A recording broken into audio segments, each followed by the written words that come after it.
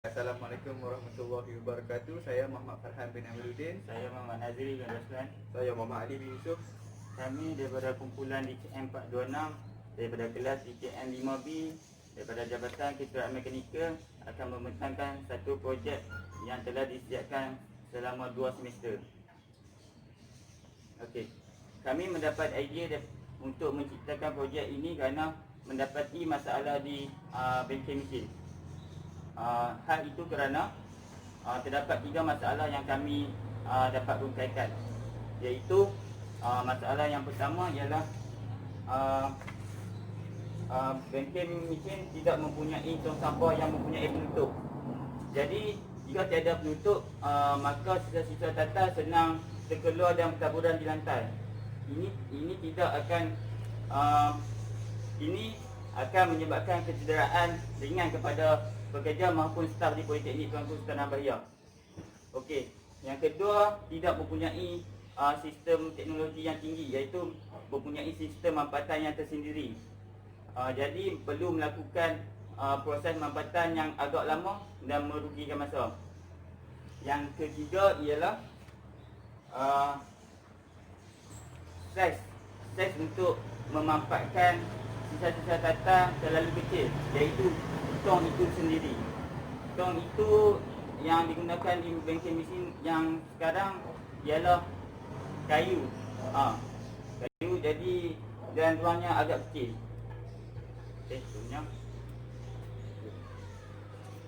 Sebenarnya objektif untuk mereka sesampah ini adalah kami membuat pintu dia sampai ini ada terdapat pintu pertama dan di belakang ada pintu kedua.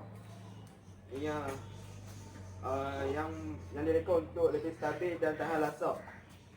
Okey, objektif yang kedua adalah kami jika tempat ini untuk dapat memampat sisa tata yang berlebihan secara terbuka. Ini tempat kita secara tertutup dan lebih menjimatkan ruang daripada asas. Objektif yang ketiga, kami telah membuat pintu pembukaan secara automatik dan lebih mudah kerana tidak dapat mencederakan pelajar daripada sisa tata tersebut. Untuk projek high touch compressed dustbin, skop yang kami diberikan adalah tertumpu kepada pelajar Politeknik Tuanku PTSB, staf PTSB, terutamanya di Jabatan Kejuruteraan Mekanikal, iaitu di bengkel mesin. Kerana di bengkel mesin, pelajar dan staf akan menggunakan mesin larik ataupun mesin-mesin sebagainya, dan mesin itu menghasilkan sisa-sisa tatal yang tajam dan agak berbahaya untuk pengguna-pengguna di bengkel tersebut. Okey. Kalau mengikutkan bentuk dan saiz sisa tatal itu, jika dimasukkan kepada tong sampah biasa, ia agak mudah penuh kerana bentuknya yang panjang dan agak bengkok. Oleh itu, meskipun dia cepat penuh, tapi ruangan kosong banyak terhasil oleh kerana bentuknya. Disebabkan itu, high touch compressed dustbin itu diwujudkan untuk menjimatkan ruang, kerana sisa-sisa ruangan-ruangan kosong itu boleh dimampatkan lagi menggunakan mesin high touch compressed dustbin. Okay. Jika kita lihat di sini, desain yang digunakan adalah berbentuk pivot dan sampah ini agak stabil kerana lebarnya yang melebihi daripada separuh ketinggian bentuk pivot tersebut. Seperti lebarnya adalah 57 dan ketinggian produk ini adalah 80 cm. Okey, produk ini luarannya dilapis dengan zinc, atas dilapis dengan zinc, dan belakang pintu belakang menggunakan plate stainless steel untuk ketahanan produk ini tersendiri. Okey, untuk rangka produk ini kami menggunakan besi angle 3 cm dan lebar dia 1.4 mm. Okey, seterusnya tong daripada produk ini, kalau jika kita boleh lihat di dalam nanti, dia menggunakan besi plate stainless steel 1.2 mm yang agak keras. Okey, seterusnya untuk pengaturcaraan ataupun programming. Okey, kita menggunakan bahan iaitu sensor ultrasonik, servo motor, Arduino Uno dan wire jumper, dan disambungkan dengan bateri. Okey, terdapat di bahagian sini iaitu mempunyai Arduino, sensor dan komponen-komponen pengaturcaraan yang lain. Selepas ini kami akan tunjukkan. Proses memapartai yang telah kami pilih untuk produk ini adalah kami memilih jet elektrik bagi memanfaatkan sisa data yang terdapat di backing mesin, dan jet elektrik ini dapat menekan sebanyak 2 tan. Dia kuat untuk menekan sisa data kerana dia data yang materialnya lebih lembut daripada besi biasa. Okey, ini adalah daripada pandangan belakang projek Hitachi Compressed Dusty. Okey, kalau dapat dilihat di sini, ini adalah pintu mesinnya dan kami mengujinya menggunakan selak pintu. Okey, kalau nak buka, kami buka selak pintu ni. Okey, kalau dapat dilihat daripada ruangan dalam ini, kami menggunakan besi angle. Kerana besi angle lebih kuat daripada besi rangka yang orang guna petak tu kan. Dan plate yang ini adalah tong sampah, dan plate yang kami gunakan adalah plate stainless steel yang keras. Dan ini adalah plate kompres untuk memampakkan sampah. Okey, seperti yang saya katakan tadi, terdapat di dalam ruang ini iaitu bateri, Arduino Uno, ultrasonic sensor dan juga servo motor. Ini dilekatkan di bahagian dalam dan di hadapan. Ia untuk disambungkan oleh servo motor bersama-sama dengan pintu masukkan hadapan. Hal ini kerana servo motor disambungkan dengan satu tali yang diikat dengan pintu masukkan untuk menaikkan dan menurunkan pintu masukkan tersebut. Untuk proses pembuatan kami menggunakan jet elektrik yang berkuasa 12 volt dan ia mampu menurun sebanyak 35 cm ke bawah dan untuk menekan sisa data. Dan jet elektrik ini memerlukan kuasa daripada bateri N60 yang berkapasiti lebih besar dan lebih tahan lama.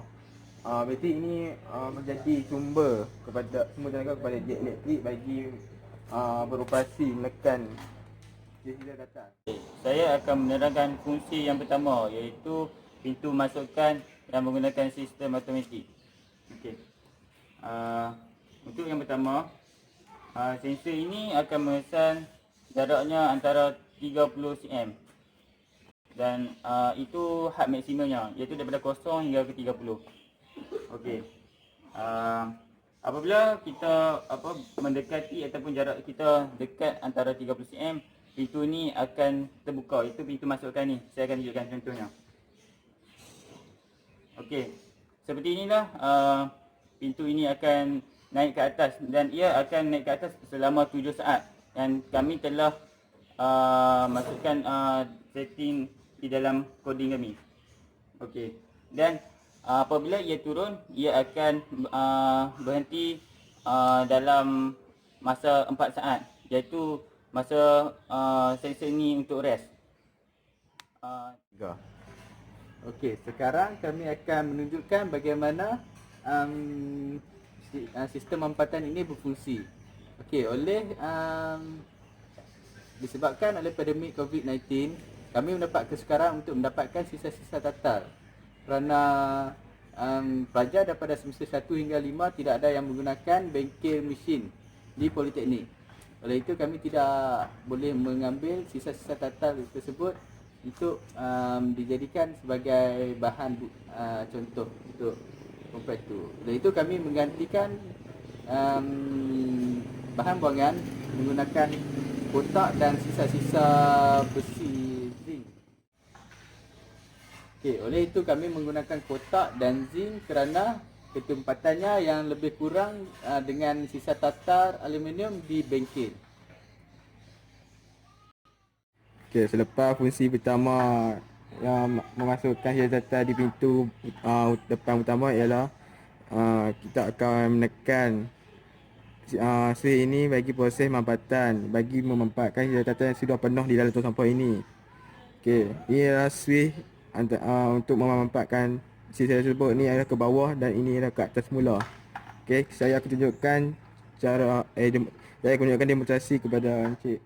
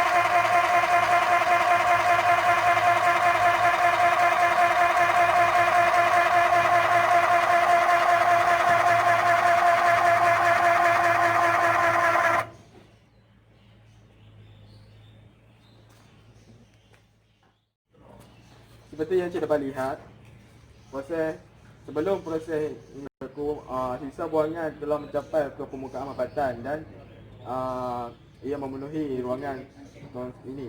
Selepas proses mampatan telah berlaku, sisa buangan telah termampat hingga ke bawah dan ia menjadikan lebih banyak ruang supaya sisa buangan seterusnya dapat dimasukkan lagi. Sekian pembentangan daripada kami. Selepas pembentangan operasi mesin ini, kami mendapati objektif produk ini tercapai dan fungsi-fungsi produk ini berjalan dengan baik. Okey. Dan sebelum menggunakan produk ini, pastikan sebelum menggunakan proses mampatan, pastikan sisa data tersebut penuh dahulu. Okey, sekian, terima kasih.